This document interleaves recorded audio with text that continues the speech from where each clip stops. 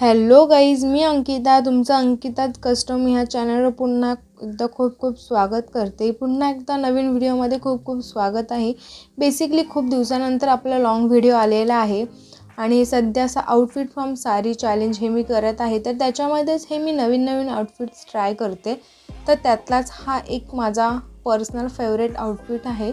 तर ह्याचं मी एक लॉंग व्हिडिओ तयार केलेला आहे खास तुमच्यासाठी. तर संपूर्ण व्हिडिओ बघा.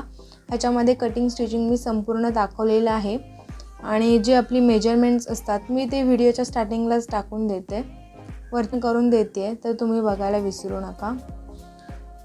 तर पहिल्यांदा आपण वरच्या टॉपची मार्किंग करून घेणार आहोत लायनिंग फॅब्रिकवर. लेंथ ही मी 15 सेंटीमीटर ठेवते वरच्या टॉपची.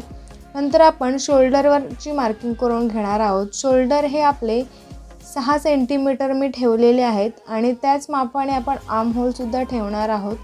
आर्म होलसुद्धा मी 6 सेंटीमीटरवरच मार्किंग करून घेत आहे. बघू शकता अशा प्रकारे तुम्हालासुद्धा मार्किंग करून घ्यायची आहे. आणि चेस्ट माझी ही 38 सेंटीमीटरची आहे. तर त्याचा चौथा भाग मी काढलेला आहे. चौथा भाग हा 9.5 सेंटीमीटर येतो. तर अशी मार्किंग मी करून घेतलेली आहे आणि त्याच्यामध्येच प्लस आपल्याला 1 सेंटीमीटरचं एक्स्ट्रा मार्जिन ठेवायचं असतं, जे आपल्या शिलाईमध्ये जातं. अंडर बस्ट जे माझं आहे ते 32 म्हणजे 32 सेंटीमीटरचं आहे. तर त्याचासुद्धा मी चौथा भाग काढून 8 सेंटीमीटरवर मार्किंग केलेली आहे. आणि त्यानंतर आता आपण प्रत्येक जिथे मार्किंग करतो आहे त्याच्या साईडला आपल्याला एक्स्ट्रा मार्जिन ठेवायचंच आहे 1 सेंटीमीटरचं. त्यानंतर आता मी माझं नेक विड्थ घेते आहे 3 सेंटीमीटरवर मार्किंग करते. 2.5-3 सेंटीमीटर तुम्ही तुमच्या हिशोबाने घेऊ शकता. आणि गळा हा मी 4 सेंटीमीटरवर मार्किंग करून घेत आहे. आणि गळा मी हा जरा गोलाकार देते. तर आपण पहिल्यांदाच चौरस आकार आखून घ्यायचा आणि त्याच्यामध्ये नंतर आपला नेकला आकार देऊन घ्यायचा आहे. तर अशा प्रकारे मी संपूर्ण मापे देऊन घेतलेली आहेत. आणि त्यानंतर आता आपण जे आर्म होलला आपण माप करून घेतलेलं आहे तिथेच आपल्याला एक गोलाकार देऊन घ्यायचा आहे. आर्म होलचा आपला शेप असतो तो देऊन घ्यायचा आहे. आणि हा पुढचा म्हणजे फ्रंट, आपला जो फ्रंट आहे, पुढची बाजू आहे, त्याची मार्किंग केलेली आहे. आणि त्यासोबतच आता मी कटिंगसुद्धा करून घेते आहे. तर तुम्हालासुद्धा सोबतच कटिंग करून घ्यायची आहे. आणि मी खूप सोप्या पद्धतीने तुम्हाला व्हिडिओमध्ये दाखवत आहे. हा ड्रेस ॲक्च्युली मी इंडियन वेस्टर्न लुक दोन्ही क्रिएट केलेला आहे. तर संपूर्ण व्हिडिओ बघा आणि अशाच नवीन व्हिडिओसाठी चॅनलला सबस्क्राईब करून ठेवा माझ्या नवीन व्हिडिओच्या अपडेटसाठी. त्यानंतर आता आपण मागच्या गळ्याची मार्किंग करून घेणार आहोत. आर्म होल मी सेमच ठेवलेले आहेत, फक्त जो मागचा गळा आहे त्याचं मी बेसिकली उंची आहे ती 2 सेंटीमीटरवरच ठेवली आहे आणि गोलाकार देऊन घेतलेला आहे. त्यानंतर आता मला बॅक गळा जरा बॅकलेस ठेवायचा आहे. तर मध्ये 1 सेंटीमीटरचा गॅप ठेवून मग मी एक 5 सेंटीमीटरवर मार्किंग करून घेतलेली आहे. आणि त्याच्यानंतर मी आता 4 सेंटीमीटरवर एक मार्किंग केलेलं आहे. आणि आता ते आपण चौरस आकार करून घेणार आहोत. असंच तुम्हालासुद्धा करून घ्यायचं आहे. आणि चौरस आकार का करून घेतो आहे म्हणजे जेव्हा पण आपण असं चौरस आकार करून घेतो तर आपल्याला नेकला डिझाईन हवी आहे तर ती आपण देऊ शकतो. ह्याच्यामध्ये ॲक्च्युली मी जरा बो स्टाईल म्हणजे मागे एक मोठासा बो करणार आहे, जो आता नवीन ट्रेंडिंगमध्ये आहे. आता मी बॅकचंसुद्धा नेक एकदम व्यवस्थित केलेलं आहे आणि बॅकसुद्धा आता मी कटिंग करून घेते. आणि हा आपला लायनिंग फॅब्रिक आहे. लायनिंग फॅब्रिकची कटिंग झाल्यानंतर हाच फॅब्रिक आपण मेन फॅब्रिकवर ठेवून घेणार आहोत आणि मग कटिंग करून घेणार आहोत. सध्या तर मी लायनिंग फॅब्रिकची कटिंग करून घेते आहे. आणि व्यवस्थितरित्या तुम्हाला कटिंग करून घ्यायचं आहे. आणि ज्याप्रमाणे मी तुम्हाला सांगितलं, आपल्याला प्रत्येक जेव्हा आपण मार्किंग करतो तेव्हा आपल्याला एक्स्ट्रा 1 सेंटीमीटरचं मार्जिन ठेवायचं असतं किंवा त्यापेक्षा जास्त ठेवू शकता तुम्ही. तुम्हाला जर अंदाज येत नसेल का तुमच्या कपड्यामध्ये थोडं कमी जास्त होत असेल तर तुम्हाला मार्जिन थोडं जास्तच ठेवून घ्यायचं आहे, जेणेकरून कपडा कमी पडणार नाही. आता आपण बघू शकता आपले दोन्ही पार्टची कटिंग करून झालेली आहे, बॅक आणि फ्रंट. अशाच रीते तुम्हालासुद्धा करून घ्यायची आहे कटिंग संपूर्ण. आता आपले दोन्ही हे पार्ट्स तर कटिंग करून झालेले आहेत लायनिंग फॅब्रिकवर. बेसिकली ह्याच्यावर मी लिहूनसुद्धा देते बॅक पार्ट आणि फ्रंट पार्ट कोणता आहे. जेणेकरून कन्फ्युजन होणार नाही. आता तेच फॅब्रिक ठेवून मी आता मेन फॅब्रिकची कटिंग करून घेणार आहे. फोल्डेड बाजू नेहमी आपल्या साईडला ठेवायची आहे, ती बंद बाजू असते ती आपल्या साईडला ठेवून मग कपडा सेट करून मग त्याची कटिंग करून घ्यायची आहे. इकडे मी कोणतेही पिन करत नाही आहे. जर तुम्हाला सध्या अजून कटिंग जमत नसेल तर तुम्ही नेहमी कपड्याला पिन करून मग त्याची कटिंग करून घ्यायची आहे.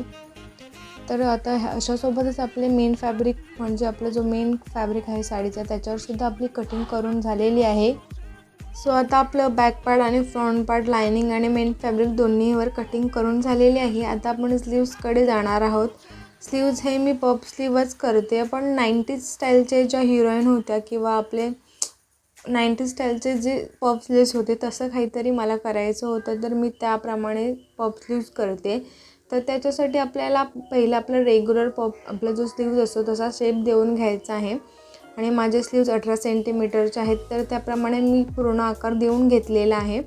आणि जेवढी उंची तुम्ही वाढवू शकाल तेवढी वाढवली तर तेवढे पफ स्लीव तुमचे सुंदर दिसतील.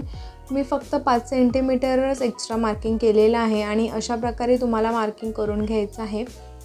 रेग्युलर पफ स्लीव्ज जे असतात आपले म्हणजे चुन्या पाडून आपण करतो ते डिफरंट असतात आणि ह्याच्यामध्ये आपण फक्त जो आपण एक्स्ट्रा वरती फॅब्रिक करतो त्याच्यामध्ये चुन्या पाडायच्या असतात. आणि जो ओल्ड स्टाईलचे पफ स्लीव्ज असतात त्यांना असा शेप द्यायचा आहे आपल्याला. आणि अशा प्रकारे आपण म्हणजे मी एकसाथ दोन्ही कपडा ठेवून कटिंग करून घेतलेलं आहे. आणि मी ह्याच्यावर लायनिंग फॅब्रिक लावलेलं नाही आहे स्लीव्सला. मी स्लीव्स डायरेक्ट मेन फॅब्रिकचंच ठेवणार आहे. तुम्ही अस्तरसुद्धा लावू शकता. आता आपले संपूर्ण कटिंग झालेले आहे. आता आपण स्टिचिंगकडे जाणार आहोत. स्टिचिंग आता आपण पहिल्यांदा पुढच्या टॉपची पूर्ण टिप मारून घेणार आहोत. अस्तर आणि मेन फॅब्रिक आपण जॉईन करून घेणार आहोत. तर अशा प्रकारे तुम्हाला संपूर्ण आपल्या नेकला राऊंड शिलाई मारून घ्यायची आहे, बघू शकता. आणि एकदम थोडासा एक्स्ट्रा साईडला आपल्याला कपडा ठेवून म्हणजे अर्धा सेंटीमीटर आपल्याला मार्किंग करून मग तिकडे शिलाई मारून घ्यायची आहे. आणि शोल्डरचं सुद्धा मी तसंच केलेलं आहे. अर्धा सेंटीमीटरवरच मी मार्किंग केलेली आहे. तर बघू शकता. आता आपण हा जो शिलाई मारलेला पार्ट आहे त्याला आता आपण पलटून घेणार आहोत. आणि जेव्हा पलटायच्या आधी आपण त्याला एक्स्ट्रा जे कपडा असतो तो कटिंग करून त्याला कट्स मारून घेणार आहोत. कट्स मारल्याने आपला कपडा व्यवस्थित फोल्ड होतो. आता मी कपडा फोल्डेड करून घेते, सरळ करून घेते. आपण आता जो कपड्यावर शिलाई मारून घेतलेली आहे ही पुढच्या बाजूची आपण शिलाई मारून घेतलेली आहे. आपण आता बॅक पार्टला सुद्धा अशी शिलाई मारून घेणार आहोत. आता फोल्ड करून झालेलं आहे त्याच्यावर मी नेहमी जो आपण फोल्डेड बाजू करतो त्याच्यावर मी एक टिप मारून घेते, जेणेकरून आपला जो नेक असतो, गळा असतो तो सेट होऊन जाईल. तर अशा प्रकारे तुम्हाला सुद्धा शिलाई मारून घ्यायची आहे, एक्स्ट्रा टिप मारून घ्यायची आहे. मी नेहमी प्रत्येक व्हिडिओमध्ये नेकला एक एक्स्ट्रा टिप मारून घेते. आता आपण बॅक पार्टला स्टिच करणार आहोत. बॅक पार्टचं आपलं लायनिंग फॅब्रिक आणि मेन फॅब्रिकवर आता आपण स्टिचिंग करून घेणार आहोत. आता चारी साईडून आपण संपूर्ण शिलाई मारून घेणार आहोत. जसं व्हिडिओत दाखवते अगदी तसंच तुम्हाला सुद्धा संपूर्ण शिलाई करून घ्यायची आहे. आणि अशाच प्रकारे व्यवस्थितरित्या तुम्हाला शिलाई मारून घ्यायची आहे. आणि जर तुमचा कपडा सरकत असेल, जे बिगिनर्स असतात त्यांना डायरेक्टली शिलाई मारता येत नाही लायनिंग आणि मेन फॅब्रिकला, तर त्यांनी पहिल्यांदा पूर्ण कपड्याला ज्या आपल्या पिन्स येतात त्या पूर्ण लावून घ्यायच्या आहेत आणि मग शिलाई मारून घ्यायची आहे. संपूर्ण गळ्याला आधी टाचण्या लावून घ्यायच्या आणि मग एक एक टाचण काढत आपण संपूर्ण शिलाई करत जायची आहे. आणि आता तुम्ही बघू शकता आपली चारी साईडने तर संपूर्ण शिलाई ऑलमोस्ट झालेलीच आहे. आणि अगदी अर्धा सेंटीमीटर राहिले एवढी शिलाई आपण मारून घ्यायची आहे. एक्स्ट्रा कपडा आपल्याला खूप जास्त पण सोडायचा नाही आहे. तर अशा प्रकारे संपूर्ण शिलाई मारून झालेली आहे आपली. आता आपण हाच कपडा आपण जसं फ्रंटचा आपण सरळ केलेला आहे तसंच आपल्याला बॅक पार्टसुद्धा आपला सरळ करून घ्यायचा आहे. बघू शकता मी कशी शिलाई मारून घेते. आता आपण शिलाई मारलेली आता मी कपडा फोल्ड करून घेते. तर अशा मी जसं व्हिडिओत दाखवते अगदी तसंच तुम्हाला आपला कपडा फोल्ड करून घ्यायचा आहे. आणि आता जो शिलाई मारलेली आहे मी फ्रंटलासुद्धा गळ्याला शिलाई मारून घेतली होती. आणि आता बॅक पार्टलासुद्धा मी अर्धा सेंटीमीटरवर एक टिप म्हणू शकता त्याला, आपण टिपची एक शिलाई मारून घेणार आहोत. संपूर्ण टिप मी आता करून घेते आहे व्हिडिओमध्ये. जसं दाखवते अगदी तसंच तुम्हालासुद्धा करून घ्यायची आहे, जेणेकरून मागचा गळासुद्धा आपला व्यवस्थितरित्या सेट होऊन जाईल. तर आता ह्याच्यानंतर मी दोन्ही पार्टचे शोल्डर जॉईन करून घेणार आहे, फ्रंट आणि बॅक पार्टचे.